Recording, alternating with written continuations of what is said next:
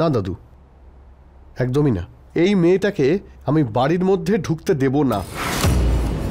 তুমি যদি আমার কথা না মানো তবে আমিও বাড়ির ভেতরে যাব না।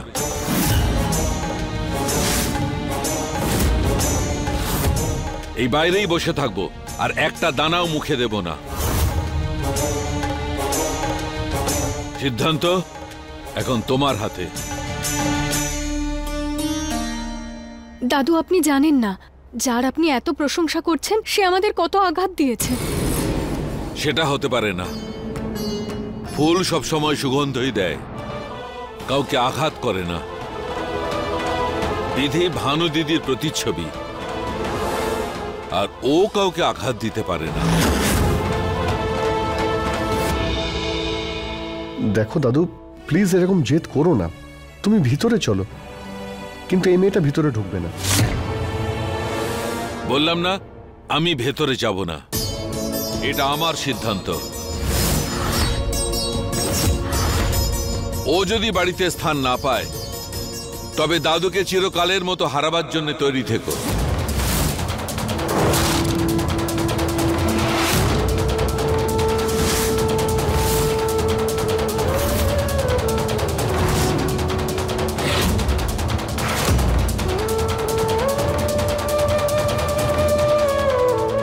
দেখো দাদু, আমিও এই বংশেরই, আমিও কিন্তু আমার জেদ বজায় রাখতে পারি দাদু। আমি তোমার নাতি, কিন্তু তোমার জেদের সামনে আমার জেদ হেরে গেছে। তুমি যে সিদ্ধান্ত নিয়েছো সেটা আমি মানবই।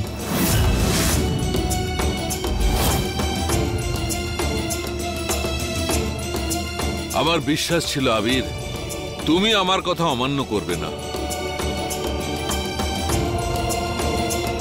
বৌমা, বৌমার গৃহপ্রবেশের ব্যবস্থা করো। হ্যাঁ বাবা, যেমনটা আপনি চাইবেন।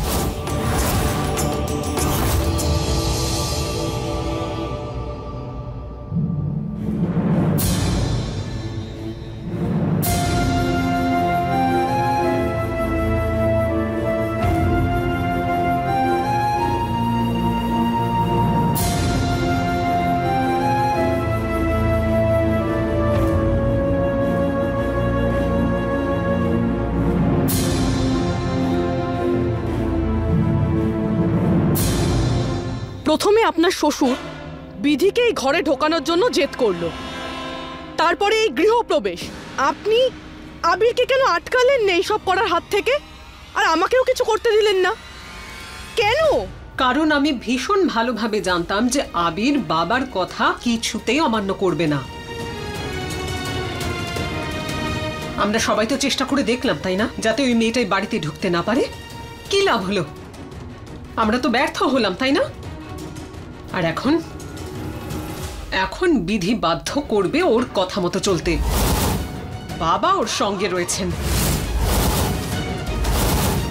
তাই আমাদের ভালো এটাতেই হবে যে বাবার হুকুম অমান্য না করা।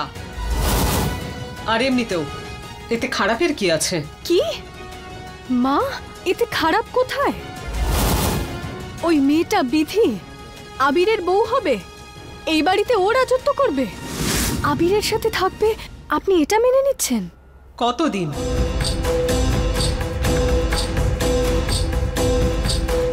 কতদিন থাকবে আবিরের সঙ্গে? আপনারা দুজনে একটা কথা ভুলে যাচ্ছেন, ওই মেয়েটা অসুস্থ, স্টেজ 4 ক্যান্সারের মারণ অসুখ আছে।